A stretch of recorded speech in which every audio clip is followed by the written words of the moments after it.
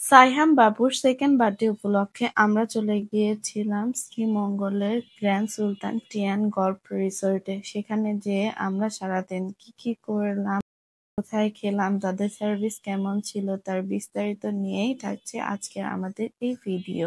চলুন শুরু করা যাক। আসসালামু আলাইকুম, ওয়েলকাম টু সাইহামস ফ্যামিলি। সাইহাম বাবুর সেকেন্ড বার্থডের আগের দিন আমরা চলে যাচ্ছিলাম সিলেটের শ্রীমঙ্গলের উদ্দেশ্যে। এখানে আমরা ফার্স্ট স্টপেজ নিই এবং এখান থেকে আমাদের ডিনার কমপ্লিট করে আমরা চলে যাচ্ছিলাম শ্রীমঙ্গলের দিকে। একটা হোল নাইট জার্নির পরে আমরা শ্রীমঙ্গলের রাস্তায় পৌঁছে যাই এবং সবুজের সমারোহ দেখে আমার প্রাণ জুড়িয়ে যাচ্ছিল। সারা রাতের ক্লান্তি আমার একটুও মনে হচ্ছিল না। আমার জীবনে প্রথম আমি চা বাগান দেখেছি।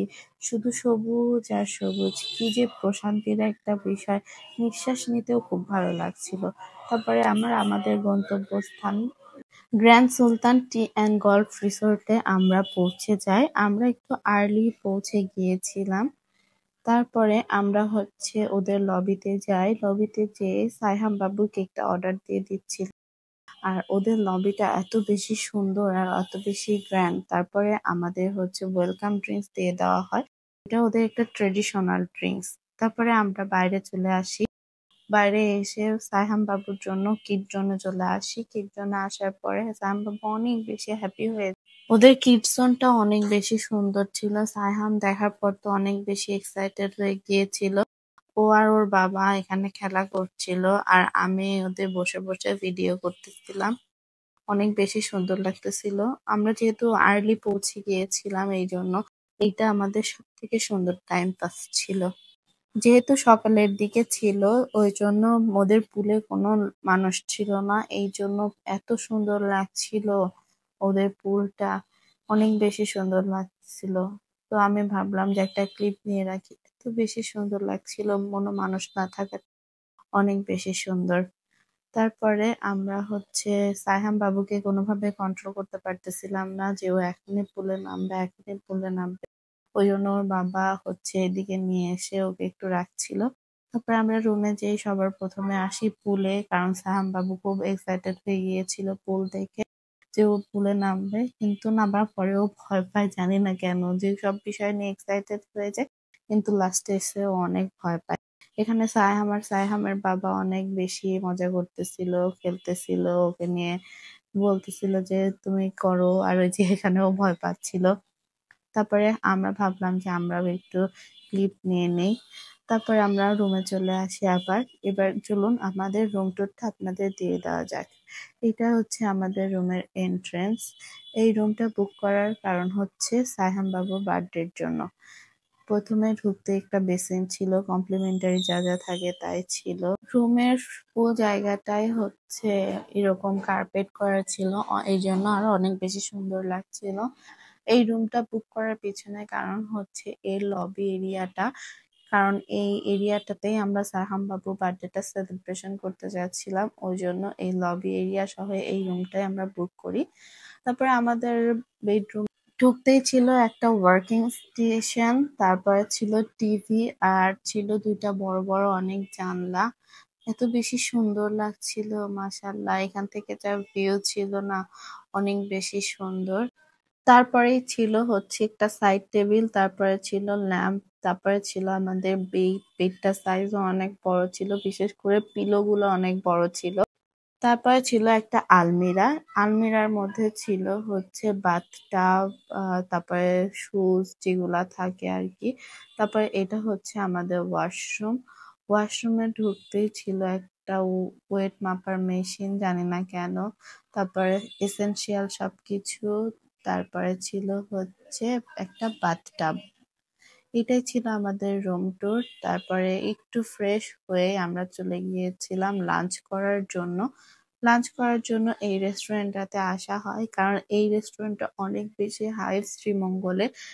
অনেক অ্যাস্থেটিক একটা রেস্টুরেন্ট, দেখতেই খুব ভালো লাগছিল এবং খাওয়ারও অনেক বেশি সুন্দর ছিল। জানি না কেন আমার কাছে খাবারের কোনো ভিডিও নাই। সাইহাম বাবু এখানে এসে অনেক বেশি ক্র্যাঙ্কি হয়ে গিয়েছিল, এই যে তাই জন্য আমি ওকে বাইরে নিয়ে বসেছিলাম। তারপরে এখানেও খেলা করছিল। তারপরে আমরা লাঞ্চ করার জন্য বসে যাই, আর এখানে সায়াম বাবু দুষ্টামি করতেছিল। তারপরে রুমে এসে একটু রেস্ট টেস্ট নিয়ে আমি রেডি টেডি হয়ে বাইরে বের হয়ে যাই। তারপরে এই যে সায়হান বাবু রেডি হয়ে বাইরে চলে আসছে।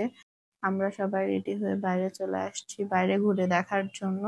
বাইরে ঘুরে দেখার পরে আমরা রুমে সন্ধ্যার সময় যেয়ে ওর ডেকোরেশন করে বার্থডেটা সেলিব্রেট করব।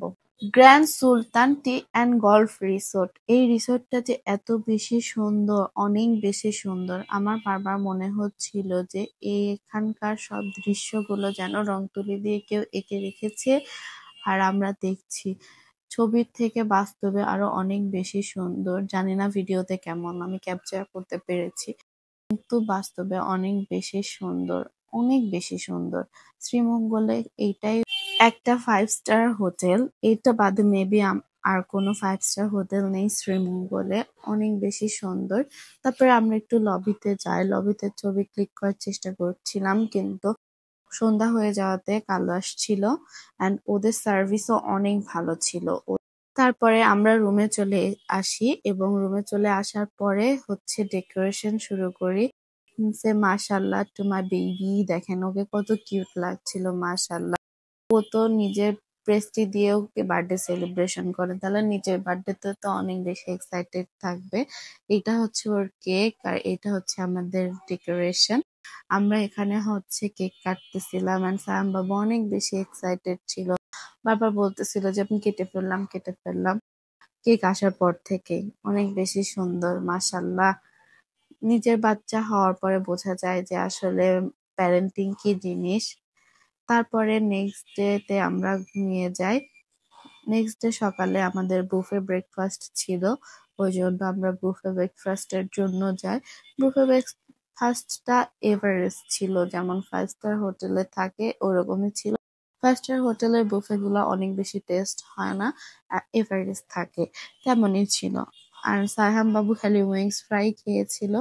আমরা এখানে ব্রেকফাস্ট করছিলাম আর ওদের ব্যাক সাইডের ভিউটা এনজয় করতেছিলাম। ব্যাক সাইডের ভিউটাও অনেক বেশি সুন্দর। আর এটা হচ্ছে ওদের রেস্টুরেন্ট এরিয়া। রেস্টুরেন্ট এরিয়াটা অনেক বেশি সুন্দর, অনেক বেশি সুন্দর। যত কম বলবো ততই কম হবে এই রিসোর্টটার ব্যাপারে। তো আজকের ভিডিওতে এই পর্যন্তই।